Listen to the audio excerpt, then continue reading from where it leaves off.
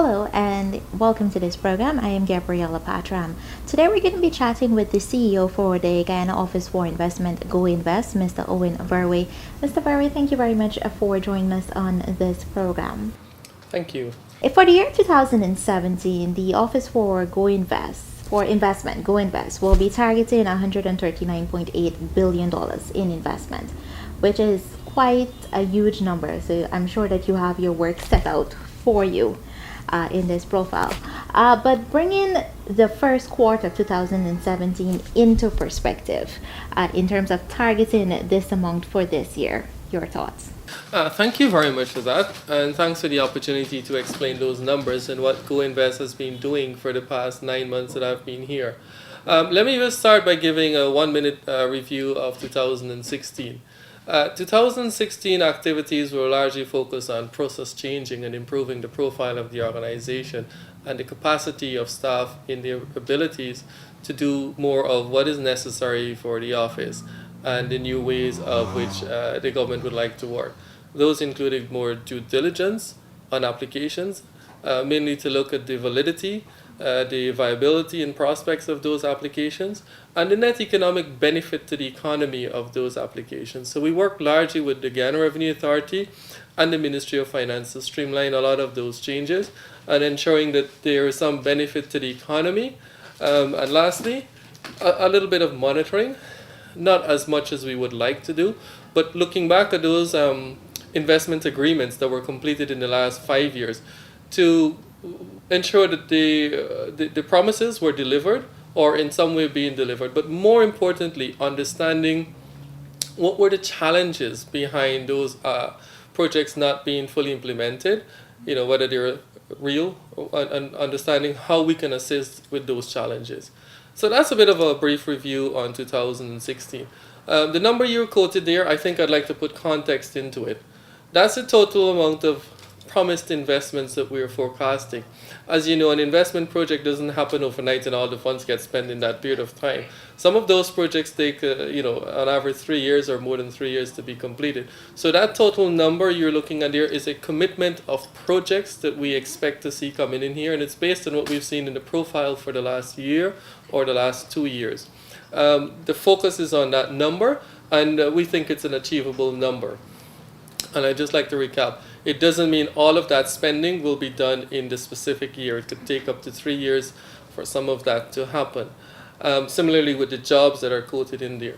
I think that's a bit of a misconception, and I think if you had a read of the budget speech rather than what has been reported in the media, it was clearly identified in that manner. One of the key sectors we would like to target for 2017 is the business processing outsourcing sector. Everyone tend to refer to it as the call center operation. There's significant potential there. We've had lots of interest in that. We're an English-speaking Commonwealth country, and therefore there's lots of interest in that area. Just to mention a few, it's not just the calls that are received or the calls that are made. There's lots of back office processing related activities that are undertaken in the BPO sector, from processing of insurance applications, accidents, and all of those things. So we've had interest, quite a few interests for those. We're about to engage in some sort of study to better understand what happens in that sector and the opportunities for us.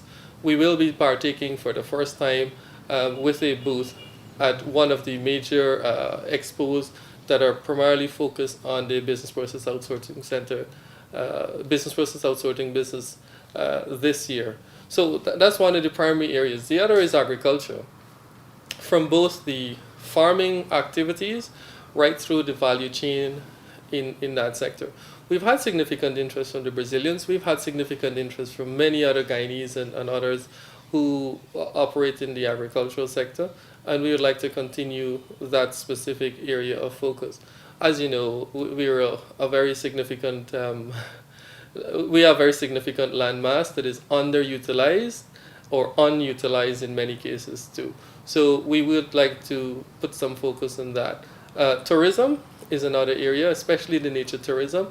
We've been speaking with the TAG Association and the Guyana Tourism Association, and we do hope to collaborate with them on promotional activities outside of Guyana, at least two of their events that should be held either in the European market or the North American market, and provide assistance there. So our intent is to work with them. They will be looking largely for promoting Guyana as as a destination for visiting. Our interest is focusing more on the opportunities, the value chain opportunities in operating in this market, from investing in tour operation itself, investing in the accommodation and facility side of it, to all of the other services that are required for the successful operation of something in tourism. Moving on, we've got light manufacturing. It's always been there. There are lots of activities that will support agriculture, will support all of the other activities that are encompassing all of these things. And we do plan to work on those areas in terms of promotion to achieve the numbers we've been quoted there. But I would like to highlight that it's not just having commitment of investment, but doing a bit more of the due diligence and quite a few of those potential investments and investors, understanding what it is and ensuring that there is some mutual benefit for all of the parties involved here. Just to go in a little bit more detail into agriculture, we see that the government of Guyana is looking to place emphasis on diversification of the agriculture sector, moving not solely depending on just rice and sugar. How is investment tying in, or the diversification is tying into the agricultural sector with your aims, of course? It's quite interesting. We are looking at more fruits, vegetables, all of the non-traditional areas. However, because of our large land mass that is under or unutilized, unfortunately and unfortunately, rice is still an item of interest to many investors. Again, the Brazilians and the others, rice, soybean, corn, they're still of interest to the investors that are looking at large-scale operations. Whether we've had those interests from the Asian market or from the North American market, and specifically the Brazilian market, they're still seeing those items as opportunity items. Obviously, the soybean would be a bit of a diversification, but it requires large amount of lands to build scale efficiencies and to really be profitable in the business. But the fruits and vegetables, the pineapples, the coconut industry, we do expect to see significant investments in the coconut industry this year. Most of the large ones are prepared and ready to go. It's the specific allocation of the land and mobilizing the seed crop. There isn't sufficient supply of nuts to be planted, and that's a bit of a challenge that the agricultural sector is working on to address. So those are just a few of them. You've also got the Trinidadian market, which takes a lot of these items off, and they come directly here looking for it. Unfortunately, we can't provide enough to meet the demands, and that's an area that needs to be addressed. As part of our green initiative, the President David Granger's green economy, there is a policy in that initiative whereby buy local, support local, buy local, eat more local. Since the starting of 2017, we've seen a number of calls or recalls made by ministers and other persons as well, in other stakeholders, for Guyanese to support more of their local products. In terms of the diversification sector, is that something you guys are going to be pushing as well in Guyana, and also making sure that the region and the global gets a taste of what we are offering as well? Definitely. We've been working along with the Guyana Marketing Corporation, to some limited extent with NARI, just because of collaboration issues, in addressing those items. And I can say one specific one we would like to focus on, and we do have a little team that is working on it already. It's the use of the cassava mash, not the cassava flour, the cassava mash, as a part substitute for wheat flour primarily in the bread or the bakery industry. We've had discussions with some of the stakeholders, both the organizations and the businesses, trying to understand the quantity demand, the specific variety of that cassava, the ability to supply, and the ability to supply in the form and the quality that is required for that to be sustainable There is interest. I think there's one producer who I must commend. They've taken the bold step and they have their product on the market. I can't remember the exact name, but they're located somewhere in the lower east coast of the Demerara area. And that's one in specific that we'd like to promote. Not because it's local only. There's lots of positive health benefits to go with it. The cassava is a better carb for the body. For most of us, it's a slow release carb. And that in itself makes it healthier in terms of healthiness for everyone. We would like to promote it for that. But there are other ground provision and lots of other inputs that could be used. I think one of the other ones that is being looked at is the plantain as a substitute for the English potato fries. There's some interest in establishing operations where that could become available on a larger scale and more more in the ready to cook side of things rather than how it is. The difficulty in bringing that balance to the local market is people prefer it fresh. If it's processed and available in a supermarket or from a refrigerator, it's not as fresh as people would like it. So it's a bit of a challenge in the market, but the fact that there is going to be an option available and an added value to the product, I think it's very positive for the agricultural sector and the economy. And the shift towards the plantain is also healthier. I have to say, I wouldn't mind having the planting already ready and available in the supermarket so that you can just take it out and fry it instead of have to going through all the peeling process.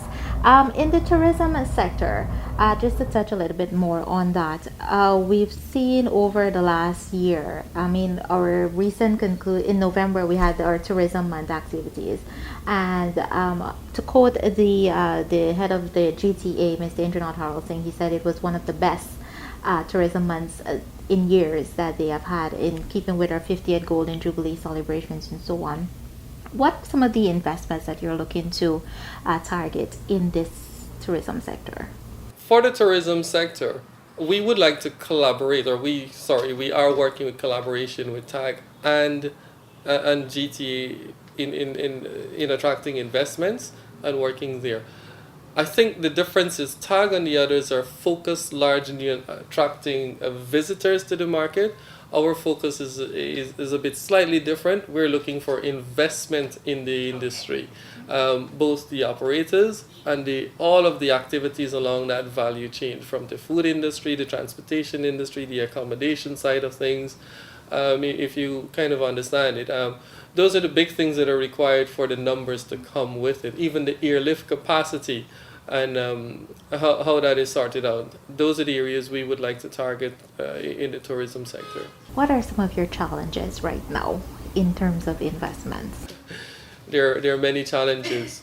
Money doesn't come easy in any economy or in any business. So while there are many people out there with ideas, accessing funding is a key challenge, and accessing funding at affordable rates, especially in the agricultural sector, is a bit of a challenge. As you know, for those areas, the Guyana economy is not necessarily, it's an asset-backed lending market. So unless you have some sort of asset or surety, it's difficult for them to obtain that sort of financing. The other thing that we have some challenges with, it's more internal, is having the ability from staffing levels to deliver and to do that due diligence. And we've been addressing it from last year to now and working towards it. I think we're moving forward, and by the end of this year we will see significant improvement or achievement towards our targets in getting there. I failed to mention that the oil and gas sector is there on the horizon, and we've seen some tremendous interest in the services related to supporting the oil and gas industry. We are working there as they come through this office and networking with the relevant ministries to ensure that there's collaboration in those services and the areas of interest there. It's about another 2.5 to 3 years before that gets going fully as we understand it. But I must say there is significant interest there already in that.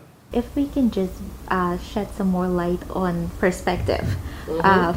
For your first quarter as a CEO for Go Invest, personally, what are you hoping to achieve?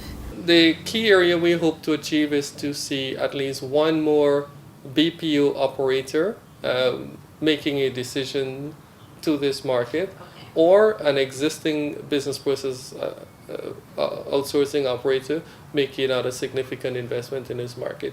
We've got two major players and they've made significant investments in this market. One of them is the third largest employer.